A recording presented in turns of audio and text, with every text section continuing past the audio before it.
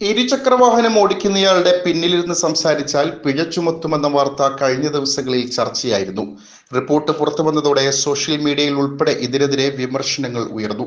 ഈ വാർത്തയിൽ തന്റെ നിലപാട് വ്യക്തമാക്കുകയാണ് ഗതാഗത മന്ത്രി കെ.ബി. ഗണേഷ് കുമാർ.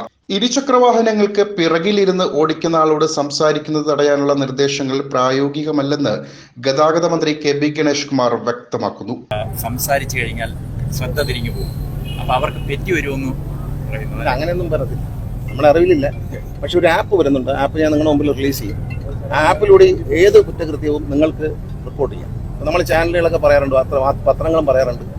ഇപ്പോൾ കുറ്റകൃത്യങ്ങൾ, മോഡിഫൈ ചെയ്ത വണ്ടികൾ, അമിത ശബ്ദം ഉണ്ടാക്കുന്ന വണ്ടികൾ, പിന്നെ 3 ചെറുപ്പക്കാർ ഹെൽമെറ്റ് വയ്ക്കാതെ ഒരു ബൈക്കിൽ പോവുക, ഇതൊക്കെ കാണുമ്പോൾ നിങ്ങൾ റിപ്പോർട്ട് ചെയ്യാണ്ട്. ഇത് ആര് തടയും എന്നുള്ളതാണ്, ജനങ്ങൾ തടയാൻ പോകുക. ചില ഉദ്യോഗസ്ഥരുടെ ബുദ്ധിയിലിറങ്ങുന്ന സർക്കുലറുകളാണിത്. മന്ത്രി എന്ന നിലയിൽ താൻ അറിഞ്ഞതല്ലെന്നും ഗണേഷ് കുമാർ പറഞ്ഞു. ഇതൊന്നും പ്രായോഗികമല്ല.